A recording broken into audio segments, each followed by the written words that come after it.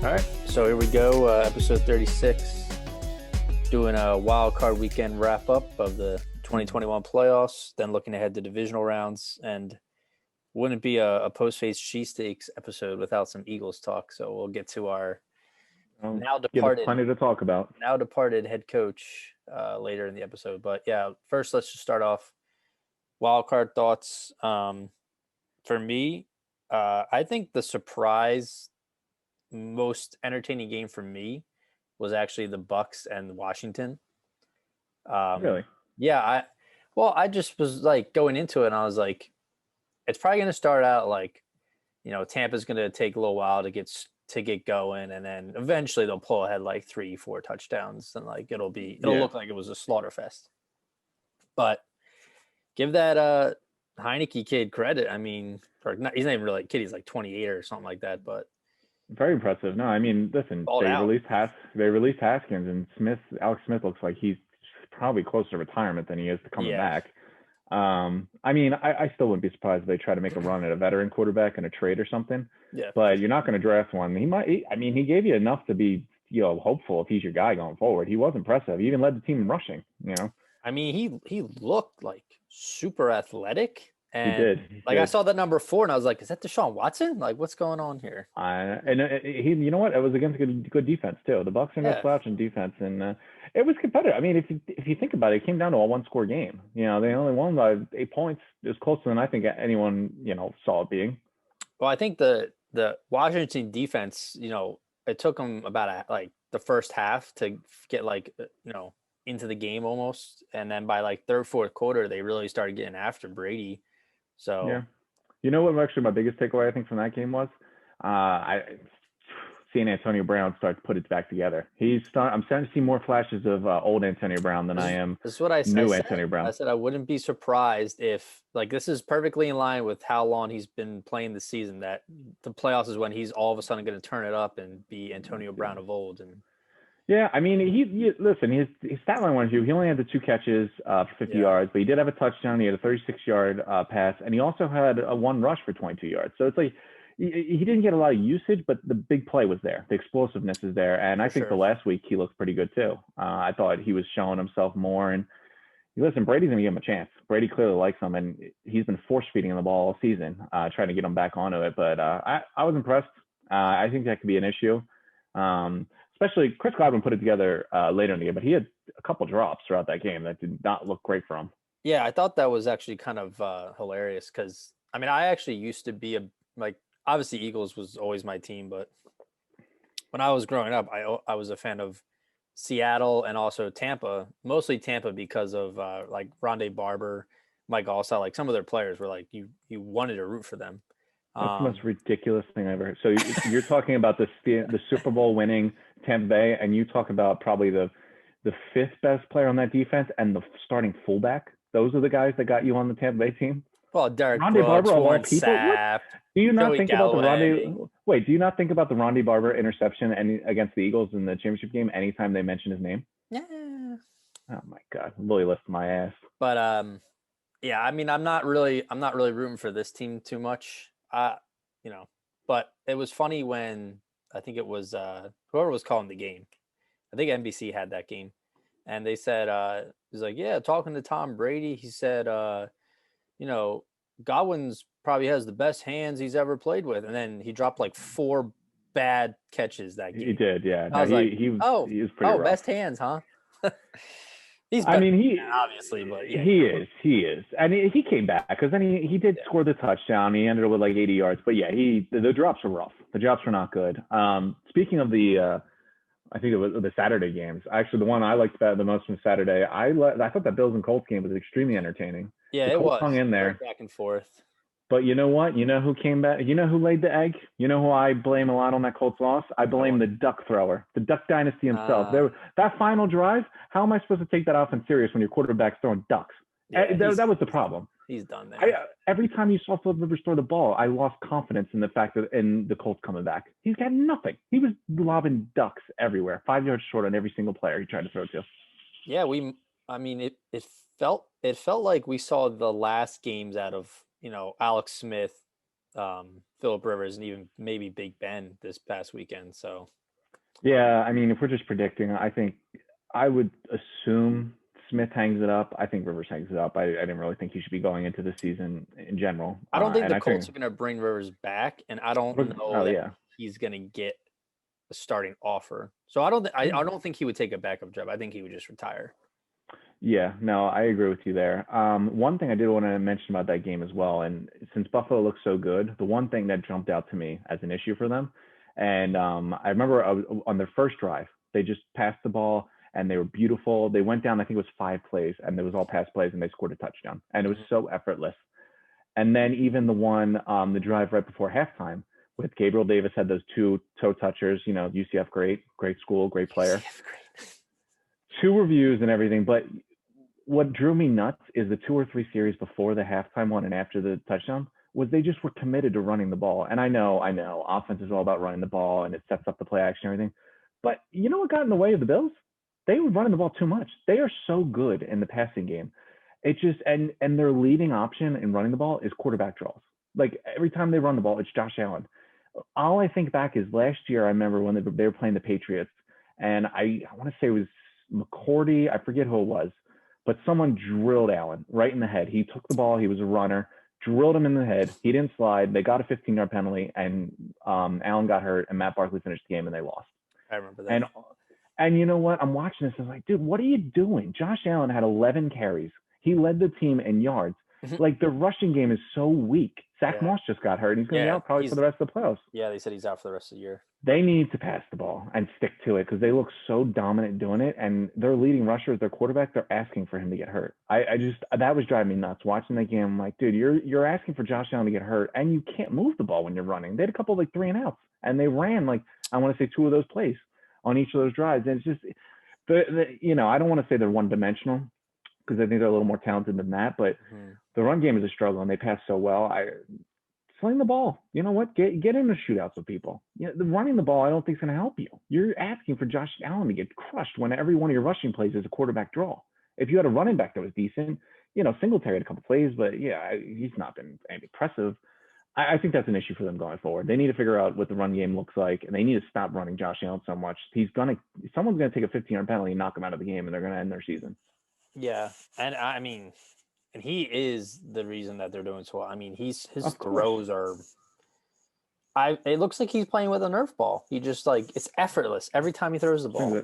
I'm just shocked. He had one of those. I don't remember the play off the top of my head. I think it was maybe the Diggs touchdown in the early in the game, but. It was. I might even texted you about it when I was talking about Herbert had that touchdown like Williams last week where he just did the Aaron Rodgers wrist flick, and Josh Allen did the same thing. 50 yards, just flick of the wrist. So easy, so effortless. And I'm just I was looking at him where did the ball go? And it just keeps going and going and going and going. And I was like, no wonder Madden gave him a 99 strong arm rating because he deserves it. And listen, that should be the Bills' identity going forward. The running game I think only helps the other team, and especially when your quarterback's doing it. Stick to the passing game until someone stops it. Just get in a shootouts with team. Yeah, and I'm glad he's doing so well because he was probably the most scrutinized, one of the more scrutinized picks of that quarterback class because everyone was clamoring for Sam Darnold and Baker. And they thought Josh Allen was a bit of a reach, but I think he probably performed the best out of all of them so far. Hey, fun fact about that draft class is the 3 of the first-round quarterbacks all got their first playoff win this weekend. They had none beforehand, and they all balled out. So it was a good week. If I was doing studs and duds this week, not to disappoint the fans, didn't do it this week, I would put the 2018 quarterback class in it. Shame on you. Yeah. So let's talk about the game that proved to everyone that I'm a little bit smarter than you when it comes to football, and my LA Rams just locking down the Seahawks as they do. I would love to hear your thoughts on this because I wasn't surprised. I saw this coming. I mean, for me as a viewer, I don't really like the Rams, and I would have rather seen the Seahawks win. But that defense is nuts. I think Jalen Ramsey cemented himself as the number 1 corner in the league once again. And that's a reason why I had him. I mean, Stephon Gilmore won Defensive Player of the Year last year. That's why we had him number 1. because of how good he was that past season. But I had Ramsey at number 2 because I thought he was just as close to Gilmore.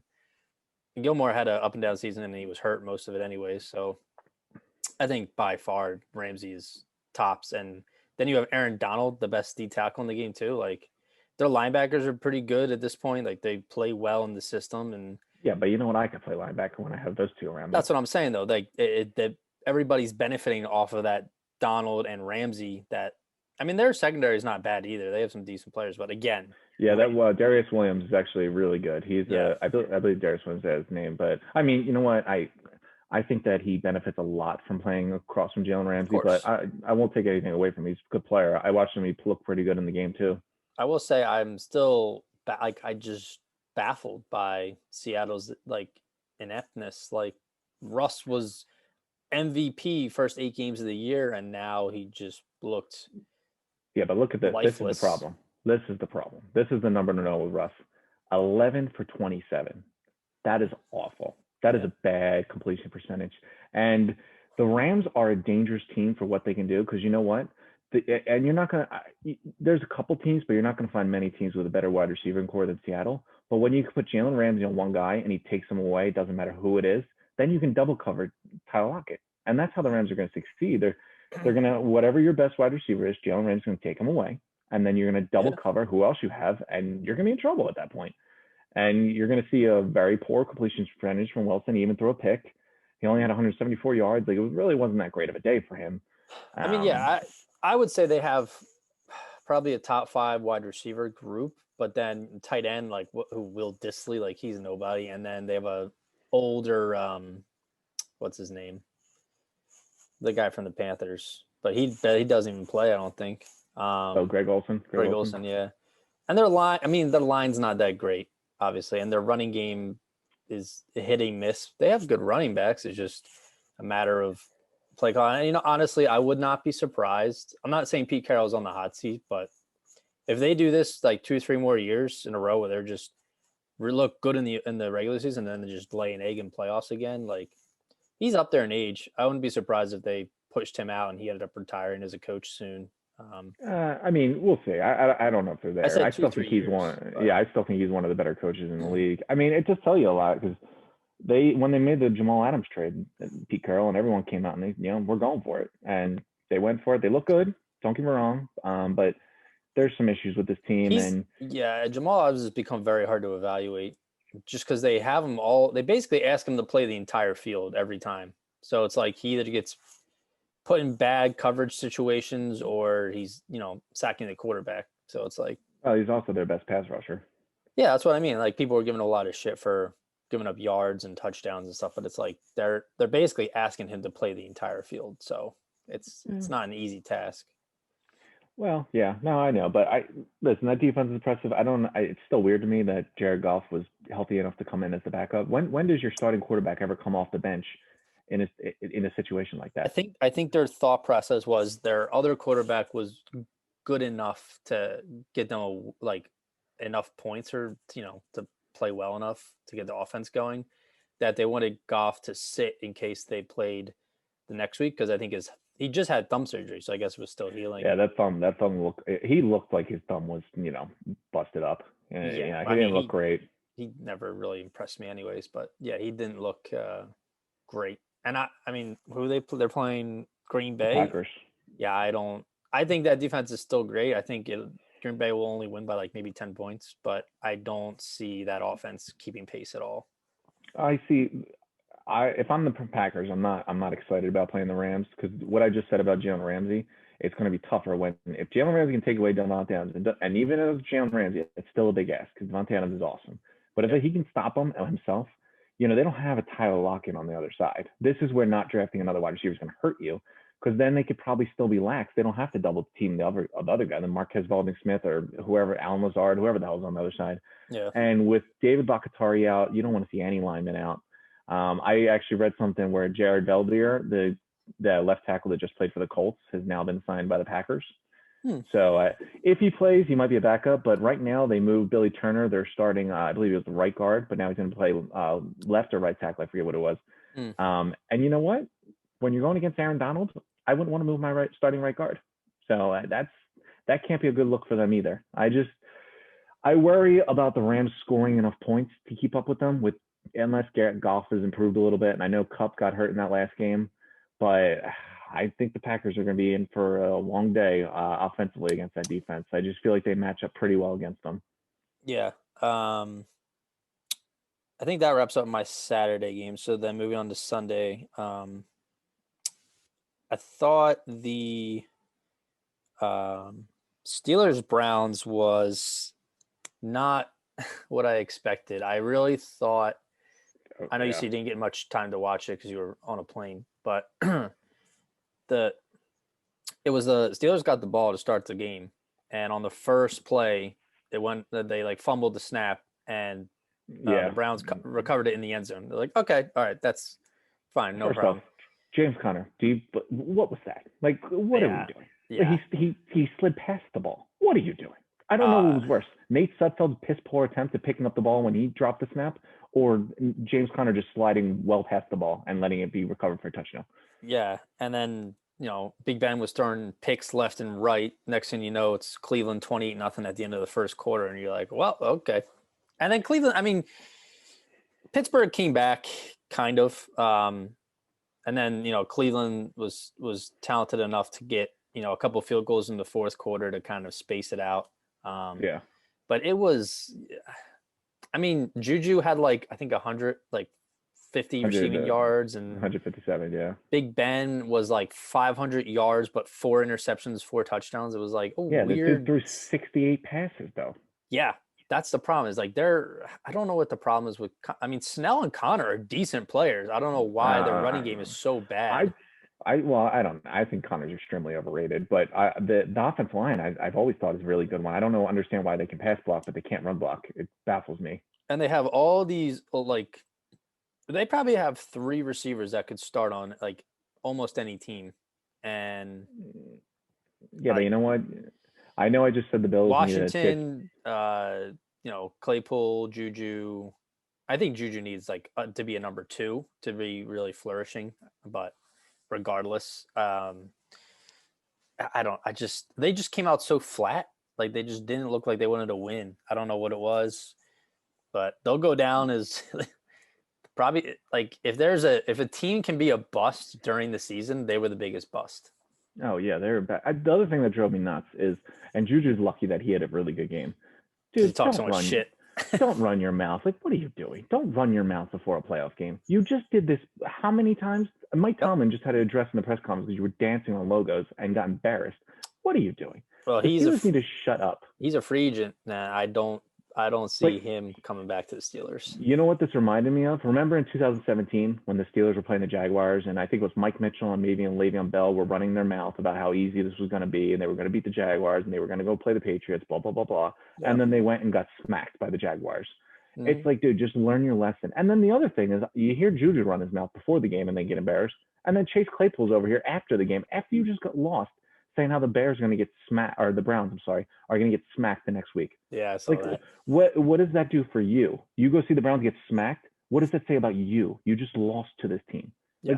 Just stop talking. You are 11-0, embarrassed yourself for the rest of the year, and then just get smacked by a team that you played the week before. Yep. Just have some pride. Have some sense and awareness about what you're talking about. Stop giving them bulletin board material. It never works out that way. Yeah, and then I heard all the Browns players were making fun of Juju. Absolutely. And doing his you should. Corvette dances and all that funny shit. As you should. I love it. I'm here for it. I love it. I love the scene. I would have brought the whole team out. We would all dance on the logo. Every single one of us. We'd all take our turns. Each person gets their own video on the logo, dancing to whatever you want to do, and tag Juju in every video. Speaking of dancing on the logo, the Ravens danced on the Titans logo after the Titans did the same thing last playoffs to the Ravens. Hey, you know what? Never forget. Yeah, that was one we both picked. Yeah, we both said Ravens. And I think everyone's hyping up Saints, Buccaneers for this weekend, but Ravens Bills is going to be a hell of a game. Ravens are on fire. They're looking really good. They prevented Derrick Henry from going over 50 rushing yards. they basically shut down their entire offense of the Titans. Like they were getting upfield here and there, but they weren't really scaring anyone. You And Lamar looks really good. So you know what? Going back to what I was saying about the Bills, what they need to do with the Ravens, because hear me out. Derrick Henry had 18 carries and had 40 yards. yeah, That is impressive. That's how you win games. Now, if I'm the Bills, I'm looking at that, realizing Zach Moss is hurt and that my leading running back is my quarterback, and I'm not running the ball. Let Stephon Diggs, John Brown, bait Marcus Peters a couple times and unleash that arm. Because the Ravens is a team you got to jump out ahead of. It was a low-scoring game at times. It was 20-13. It kept them in the game the whole time. They never had to get away from their game plan. You need to jump on the Ravens quick. You need to score points quick. And then you need them to take away the running game. That's how you beat them. That's how it's always been. And until Lamar does it in a playoff game in that situation, their teams are still doing this. The Bills should come out firing. They should be passing the ball downfield. Bait Marcus Peters. You have the speed for it. And I think that'll win them the game because you need to take Lamar out of the running game. And I'm not trying to run against that defense. If Derrick Henry can't run against them, I'm not even going to try Singletary or Josh Allen against them. It's just take that as a warning. Light them up in the pass game, and then they'll have to change their whole offense, and then you can feast on them. Yeah, I mean, as high as I am on the Bills, I do think that game is a coin flip. I wouldn't be surprised if the Ravens won. If the Bills play their game, just don't get cute with it. Don't try to get physical with them. Do what you do well. You pass so easily. Their passing game is incredible. I watch them do it with ease whenever they want to do it against a very good defense. Mm-hmm. And you know what? Stick with it. Stick with it. Do that again. Run up the score. You need to get to a quick lead because that'll take Lamar's running game out of it. For sure. And let's be honest, that's what kept them on sides. He had that big touchdown run, which really broken up for him. Yeah, I think they look good. Their defense is playing well. Like even Marcus Peters, I gave him some slack, but he made a huge interception, really sealed the game. And listen, he's 50-50. Either burn him or he beats you. It's just how it goes. But I think with the speed they have, they can definitely burn him a couple times. Oh yeah, absolutely. So to go back and look, we both picked the Bills over the Colts. I picked the Seahawks to beat the Rams. That was incorrect. You picked the Rams. Oh, look at me go. We both had the Tampa Bay beating Washington. Both had Ravens beating Titans. Both had Steelers winning, and they lost badly to the Browns. And the last game was arguably the worst game of the weekend, Bears versus Saints. Yeah. That game we both picked Saints and the Saints won, but that game was stupid. It was 7-3, I think, at halftime, and I'm just waiting for the Saints to explode. Granted, I mean, the Bears defense was playing well in the first half, but I think they just ran out of gas because, the offense was not doing anything. I will say one of my favorite plays of the weekend, though, was Jimmy Graham catching a one-handed touchdown with no time left and then just immediately walking through the tunnel after scoring. Yeah, I obviously because I didn't touch the game, but I know there was a lot of betting odds on that, and it cost them the spread. I've always been under the impression that you have to kick the extra point. I'm pretty sure that's a rule, but they just I think I don't know what happened, but they. Do you remember the Fail Mary, the one with the replacement refs with the Seahawks and the Packers? Of course. I remember them getting the Packers out of the locker room after they just lost the game in that ridiculous fashion to do the extra point. And if you can do it then, you have to do it in every game. That's the most ridiculous circumstance. And to actually get them from out of the locker room to come back to do the extra point, I just think it's a rule. I don't understand how they got away with that. Yeah, because the final score, Bears had 9 points, but they had a field goal before that touchdown, so it was 3. And I was like, why? If you're the Bears, also, what is the reason to not kick the extra point? You already lost. We already know that. Why don't you just go out there and get an extra, another point? I don't understand. Are you that bitter of a sore loser that you don't even want to be around?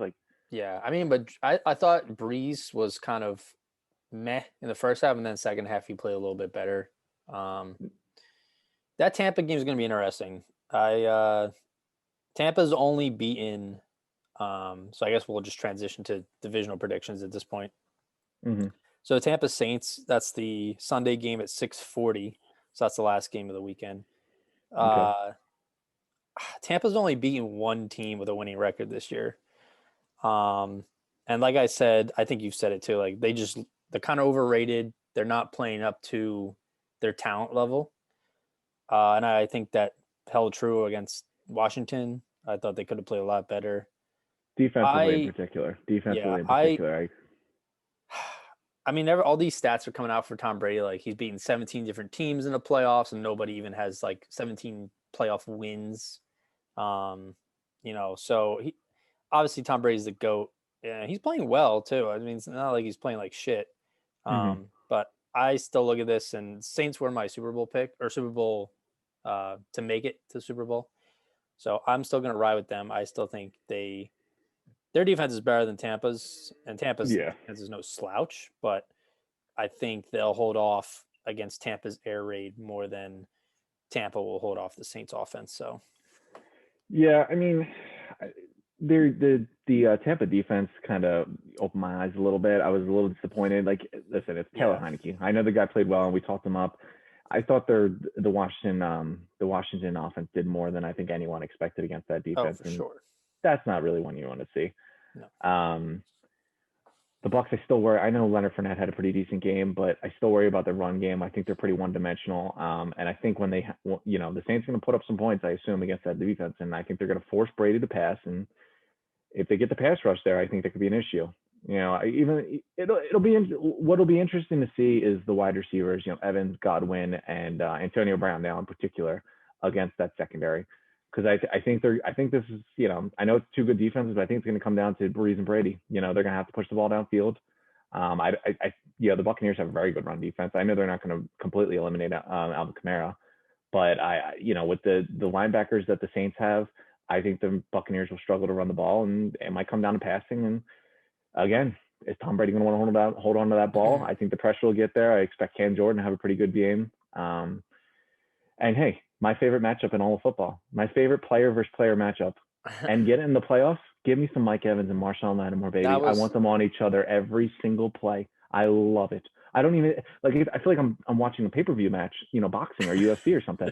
Like I don't have to pay $60 just on normal TV.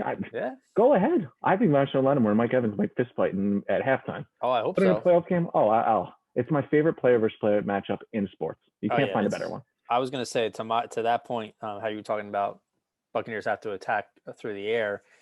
I think if the Buccaneers win this game, you'll see a stat line where Antonio Brown has like 2 touchdowns, like 120 yards. Because I think Lattimore historically has beaten out Evans. So I think Lattimore will hold his ground against Evans.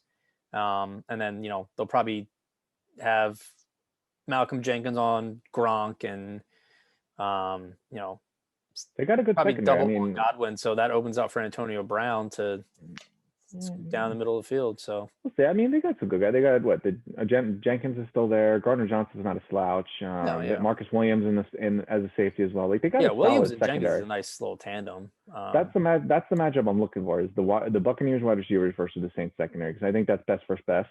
And got to factor in Tom Brady there, and I think he's gonna have to hold the ball a little bit longer for these guys to get open against that really good secondary, and that might not work out well for him.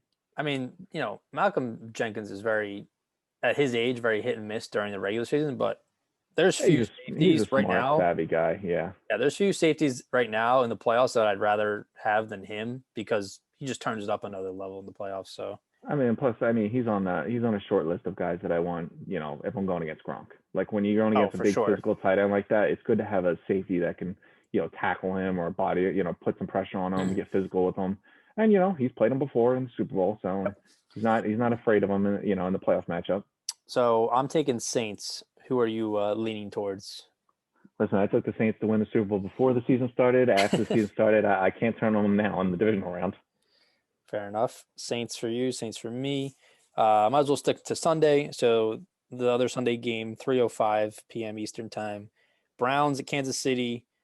Sounds like Stefanski and the coaching staff that missed the game will be coaching, which, I mean, we didn't even touch on that. The fact that the Browns beat the Steelers handedly without half their coaches and without their head coach. Yeah. Hell of a job. But I don't think this game will actually be surprisingly close, but I don't think Browns have enough to keep up with the Chiefs. So yeah, I don't know. I could see the Browns, KC's run defense isn't bad, but I could see the Browns really getting after the run game. But again, you give Mahomes, tie game with minute 30 left, and you the ball back to Mahomes, like you already lost. So Yeah, I mean, similar thing of what I said about the Ravens and the Bills. The Browns want to run the ball, and I could easily see the Chiefs light them up and force them away from the running game. I do. I mean, I don't think the Chiefs' run defense is very impressive at all. I think that's what the Browns have to stick to, and it's going to be tough because I could easily see Mahomes come out firing and be, yeah, have 21 or 28 points by the first half. But if the Browns have any chance of winning, they have to stick to their run. I just don't think they're going to succeed without it. Their wide receivers aren't that impressive, and I think it's the weak point of the Chiefs defense is the run defense. So stick to your stars, run the ball. That's the only chance they're going to have. But saying that, I don't see them beating the Chiefs. Plus, a team coming off a big emotional win like that, where you're going against a division rival, it's the first time in the playoffs in 18 years. Your coach isn't there. You want to win it for him. The divisional rival is talking smack, which they shouldn't be doing anyway. I think it's tough to follow up an emotional win like that. So I'll take the Chiefs. It's just, you know what? It was a good win for them last week. It's a tough situation for them. The Chiefs are not the team you're gonna catch napping. They're gonna come out and they're gonna be on all cylinders, and they are not turning the ball over or giving up 28 points in the first quarter or whatever the Steelers did. yeah. And to quote Chase Claypool, I don't think the Browns are going to get clapped by the Chiefs. I think it'll be a much closer game than they played against the Chiefs or against the Browns. So Chase Claypool's a clown when he says that, because predicting the team that beat you is going to get clapped in the next round. What the hell does that say about you? Yeah, what does that say about you? That you would just get embarrassed off the field like you just did to the Browns? But that wraps up Sundays. And then Saturday, first game is at 4:35 p.m. Eastern time. That is the Rams at the Packers. And like I kind of alluded to, I think like you said, Rams probably have the best defense left in the playoffs. But I think Aaron Rodgers is on a mission this year. I mean, I still think I still predicted that they're going to lose in the NFC Championship game, but they got to get there first. So I think like I said, defense wins championships, but you got to have a capable offense. It's not really a matter of who the quarterback is. You just got to be able to have a capable offense of scoring. And Cam Akers has been like in and out for health, I mean, Cam Akers had a hell of a game last week. Yeah, but I mean, he's been hurt here and there. I wouldn't be shocked if he got taken out of the game and something happened. So I mean, he just had 28 carries for 131 yards. I think he's perfectly fine healthy wise. And this offense that you're shitting on just put up 30 points. So it's not like act like they can't score. Yeah, but I think Seahawks have one of the worst defenses in the league this year. Packers is probably in the middle of the pack somewhere. So it's true, but you know what? See what I did there? Yeah, very clever, very clever. So yeah, I'm taking Packers. How do you feel? You know what? This is part of me because I don't want to clean sweep, and I feel like we will if I don't change it up. But this is the one I'm looking at for an upset. That David Bakhtiari loss is going to be big. Don't underestimate losing David Bakhtiari. That'll be a huge loss for them, especially when you're moving your starting guard to the tackle, because who's going to block Aaron Donald at that point? I think that's their plan right now. They did sign Valdivere, but I'd put him at left tackle. I'm not moving any of my guards. Look at where the pressure is going to come from. Don't take your starter away from blocking Aaron Donald. Do not put it back up against him. It's not going to work out. You might be able to block Aaron Rodgers' blind side, but he's going to get steamrolled when Aaron Donald bull rushes your backup.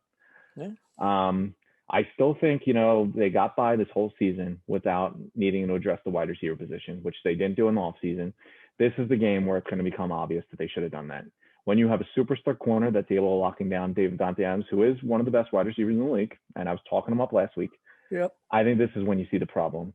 I think the Rams will be able to score a little bit more than you predict. I know Kupp, it depends on what Kupp is. I haven't heard his injury report, but I know he got hurt last game, had to leave. But it's another week recovered from the thumb surgery for golf.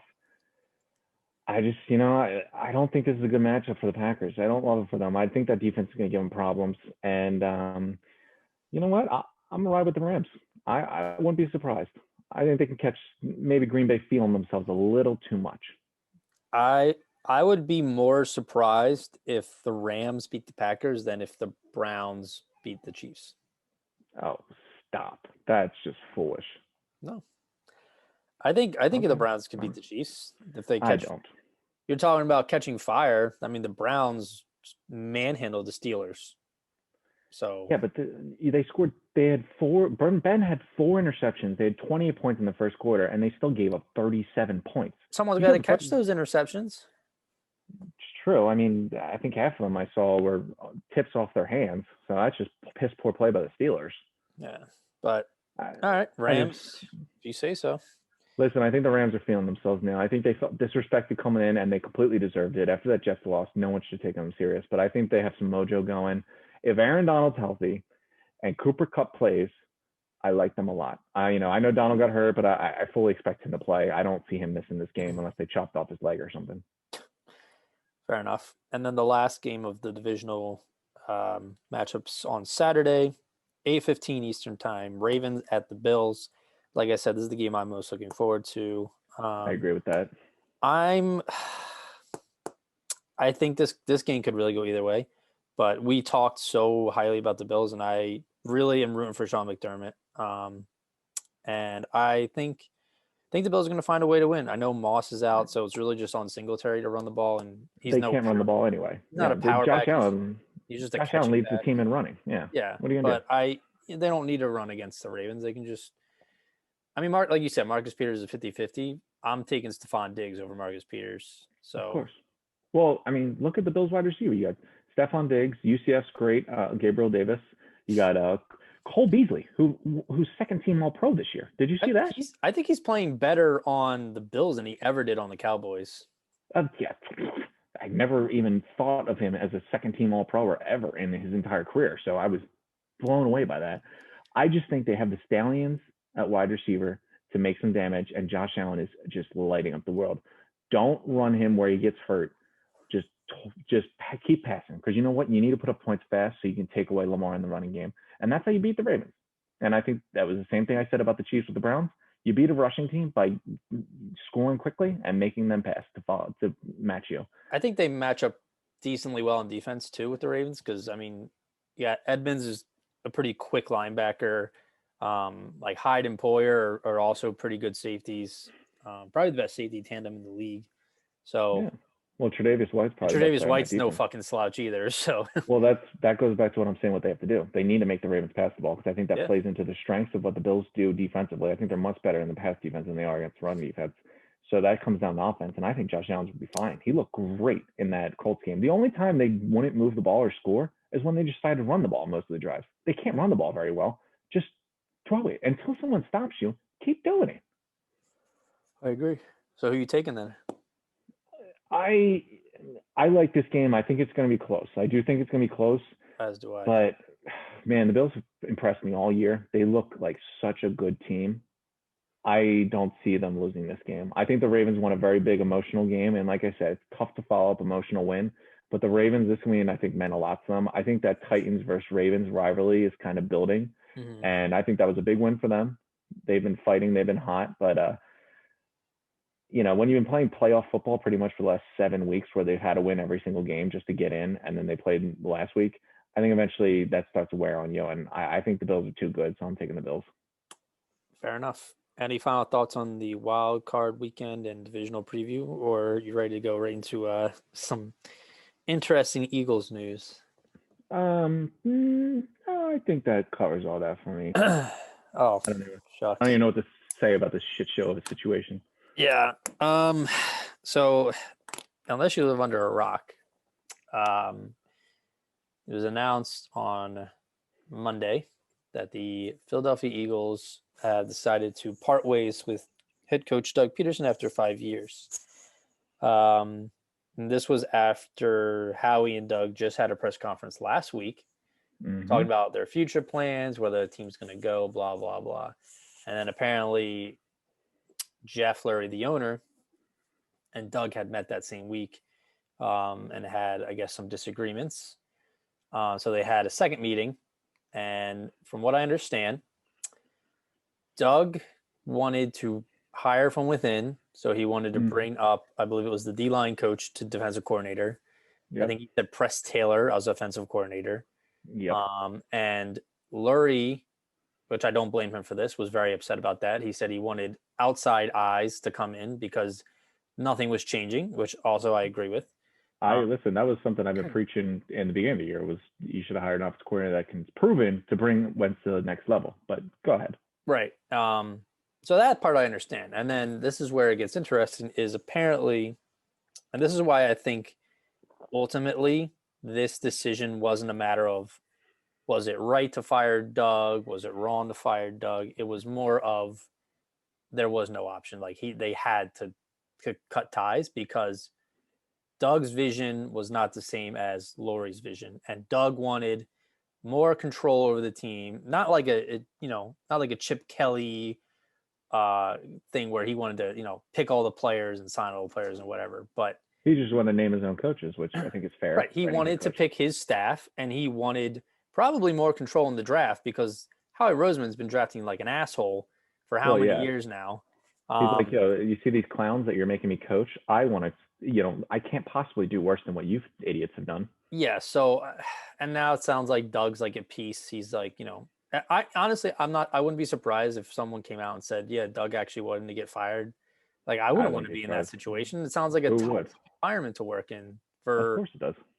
And then the worst part was I sat there yesterday and listened to Jeff Lurie go on a 45-minute monologue. I felt like I was listening to you talk about your stuff when you're on the pod, but listen, sometimes I stray from what I'm saying, but I ultimately know what I'm talking about. Jeffrey Lurie, I don't know what the fuck he was talking about, but yeah, go ahead. Someone asked him about Wentz, and he's like, "Oh, well, that's not up to me. I don't make those kind of personnel decisions." And then now there's reports today saying that Lurie was lobbying to draft Hurts, and Lurie wanted like these players taken and this and that. And I'm like, so what's going on here? And then he's like, did Doug mean that? This is what cracks me. He says, did Doug Pederson deserve to get fired? No. Oh God, like, yes. What does that mean? I know you love the Andy Reid tree, and look, I love the Doug as like a person, as a coach. Yeah. Like, sure, I hate now. Hopefully now someone will run the ball. Maybe Miles Sanders will actually be used. Maybe Carson Wentz's career will be resurrected. Who knows? Obviously, we had our gripes about Pederson's coaching plans and his plays and whatever, but I mean, he's got to be up there and play like a player's coach that people love to play for because those are some like that 2017 Eagles Super Bowl team. Like that was one of the most fun teams to root for, and that I've ever watched. And I've watched the Eagles since I was like able to walk. So yeah, I just it sucks. I really wanted to give Doug another year. I'm most concerned about where they're going to go from here, but ultimately it's more of I think I'll look back on this and realize it was probably the right move based on what's we'll see. Down. We'll see. Well, my point to that is you look at how often teams hold on to the last possible moment to hope something changes, and it doesn't seem like it seemed like something was wrong there. Like it seemed like Doug and Howie every year were butting heads more and more and more. The fact that Doug wanted to keep his own staff, and I think this is going to be a scenario where you see someone who had a first time as a head coach, saw success. I mean, his record's not great by any stretch. Yeah. But I wouldn't be surprised if he went on to another team, maybe the Jets because Joe Douglas is there, or Houston, maybe even Jacksonville if Urban Meyer doesn't go there. But I don't know if he wants to go to Houston. That's a train wreck. I wouldn't be surprised if he goes on and has a better coaching career at a different place, just because you take what you learn, and he'll get better as he gets older as a coach. Because he went from high school coach to Chiefs quarterback coach to offensive coordinator, and then to Eagles. Usually you put your offensive coordinator for quite a few years before you jump to head coach. So yeah, he was an exception. As far as I'll let you get to your thoughts on it, and then we can talk about replacements. But it hurts a little bit. I liked Doug as a coach, but it is what it is, and I think ultimately this was something that had to be done. I wish Howie was taken. You might as well just clean the house, but yeah, according to Jeff Lurie, Howie is not the sole, like, it sounds like they have like a GM room, the way he described it. He said he surrounded himself with 3-4 other minds. Oh yeah, we But have I was 5 saying this, general managers in the building from Lori's perspective. yeah, but We're not only a quarterback factory, also a general manager factory. apparently, but Permanent. my last point on this is I was talking to someone the other day and I said to them, like, the way it's described, like, the way Jeff talked about essentially that this next year was a rebuilding year, because he was like, we're looking to win next year. We're looking to, like, get younger, cut off the salary cap, like, get that back down, blah, blah, blah. So from that and the fact that Doug was fired and the fact that Howie's staying, I cannot imagine that he said nothing to Howie. Like, to me, this either means that Jeff Lurie, who I think is a great owner, I've always liked him a lot, it either says to me that he's, slightly losing his mind, or that he met with Howie and told him, look, you're not allowed, you're losing some power. You're going to stay in the organization. But, like, if it turns out that Dorsey, who it sounds like is staying with the team, has more power now and is doing more influence in draft picks and signing players and stuff, because I cannot imagine, if he's making all these changes, that Howie's role is completely the same. You know what I mean? Like, there has to be some kind of change in Howie's role. Yes and no on that. I would actually think that, listen, you got rid of Doug, so maybe you lean on Howie more. Is the way I kind of look at that. He's stayed here, and we've gone to what, 3-4 coaches? Like, how does that make sense? I know. So, all right. So my first thoughts when I saw the Doug news. First off, I was surprised. First off, I hate the fact that we fired him 2 weeks after everyone else did. I hate the fact that I woke up to it, and that was the first thing I saw when I opened my eyes. Yeah, I mean, listen, I don't like getting a late start on the head coaching search. And this is from Jeffrey Lurie's press conference, talking about how if we hire a head coach in late February, we have an advantage because everyone's already hired head coaches, so we can pick whoever we want. So, I mean, sure, Jeff, but that means that 6 of the best coaching candidates are already off the board. So you just get the scrap that's left over. I said this earlier in our podcast when I said, out of Wentz, Doug, and Howie, it looks like Wentz is going to take all the blame, and they're going to move on from him and just blame it all on Wentz and go from there. Yeah. Obviously, after this, it looks like they're just going to blame it all on Doug and move on from him. I would be shocked if they moved on from Wentz. I said this earlier in the podcast as well, was if we are bringing a new coach, then you have to keep Wentz. You got to let him have his choice of quarterback. Let him go compete. Give him as many options as possible. If he likes Hurts, then fine. If he likes Wentz, then you got to give him the option. If you have 2 quarterbacks, one that's going to cost you $30 million dead cap hit to take to get rid of him, you need to at least let the new coach decide on who he likes. Back to the Jeffrey Lurie point. I know that they had the interview. Like, this is embarrassing, because I'm hearing about Jeffrey Lurie got mad, didn't like where Doug wanted to take this team about the internal promotions and all this and the plans with Wentz and all that. Dude, your season's been done since the Cowboys game. I mean, realistically, it's been done since you lost to the Giants, but mathematically, your season was over after the Cowboys game. Yeah. Did you not talk to Doug about what the future was? Your season was over. You intentionally lost the game to the Redskins on national TV because your season was over. Did you not talk to your coach about what the future was going to be then? When you went and said that their jobs are safe, and then they went and lost the game and embarrassed themselves on purpose? Like, are you not connected with them? My rant about Lurie last week still applies. I still think he's getting too involved.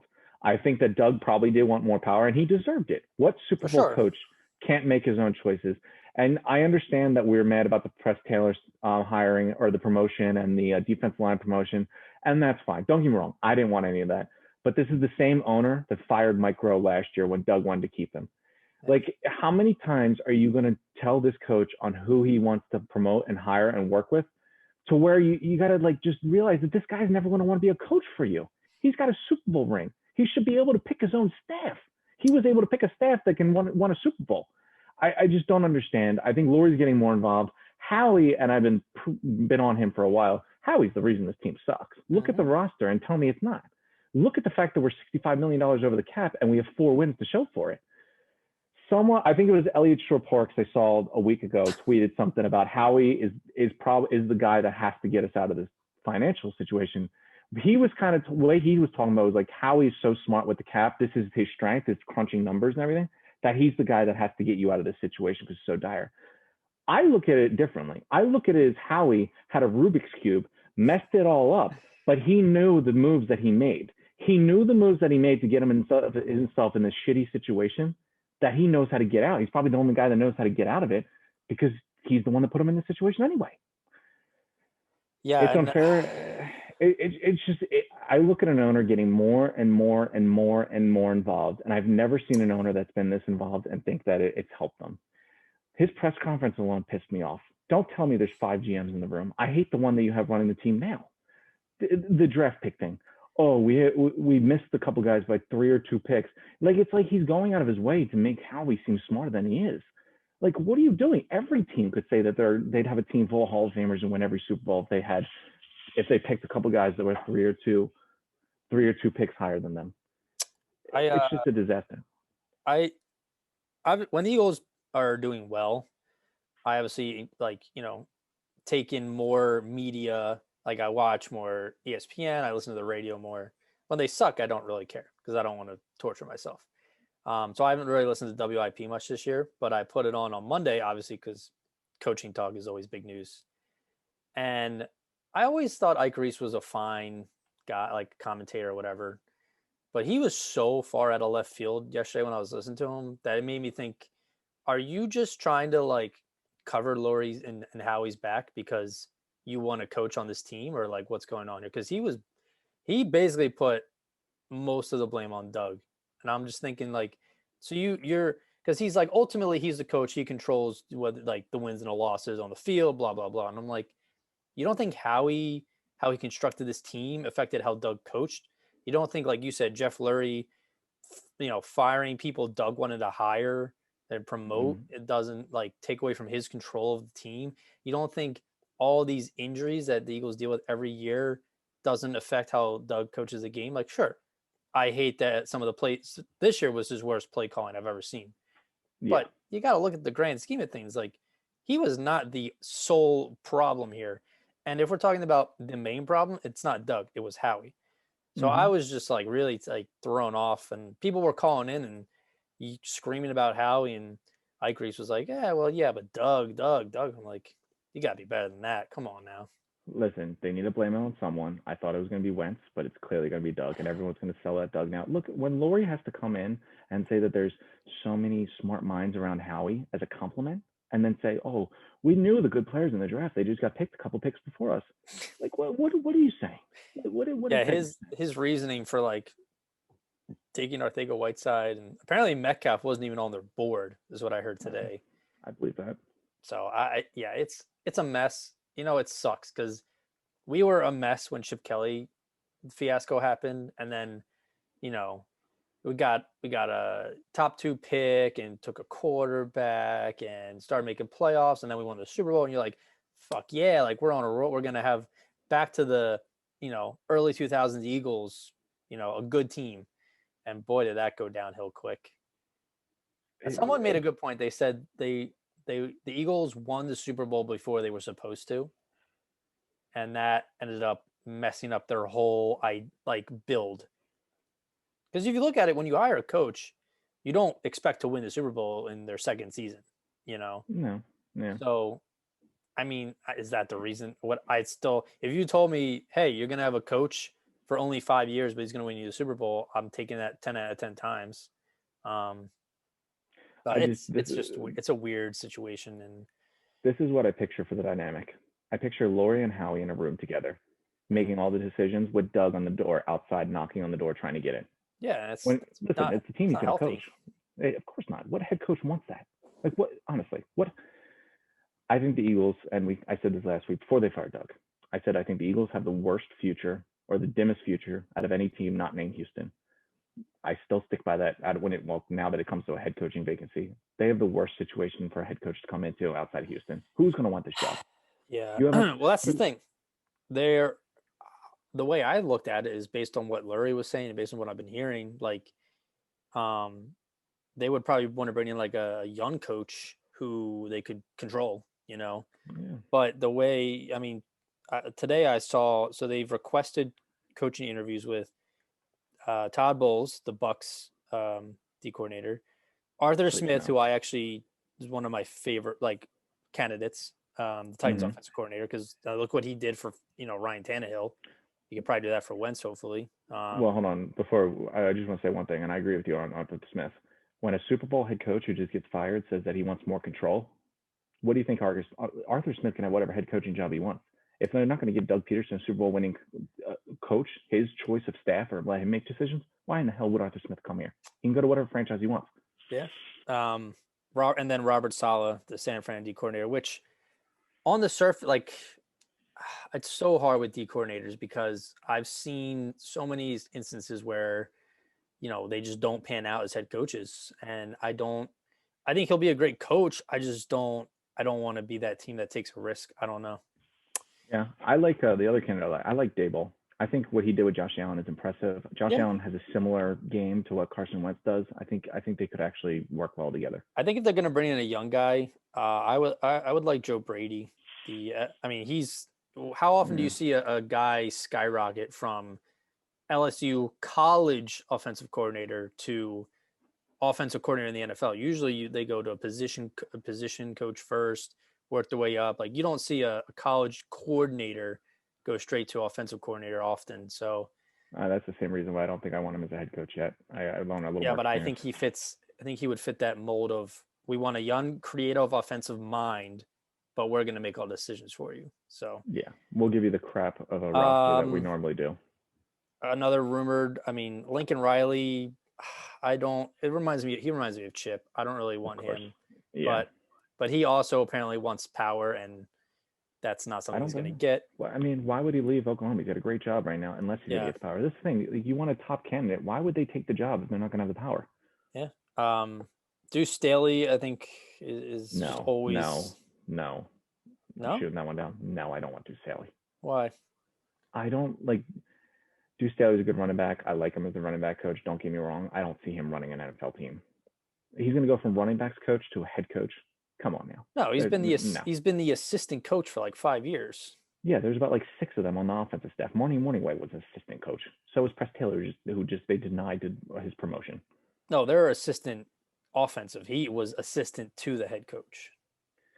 Sounds like an office thing, but I don't know. I think it's if I was Deuce Staley, I'd be like, either you interview me for this job, or I'm going to go look for a different job at a different spot, because he's just kind of, unless he's comfortable with that. But one name I hate that's been circulating is Mike Kafka. I do not want fucking Mike Kafka as my head coach. He's a quarterback coach. He's not even an offensive coordinator. This is a situation, and when you don't want to give your coach head power, you don't get the Eric Bieniemys. You get the Mike Kafkas. Mike Kafka played for the Eagles, and he was horrible.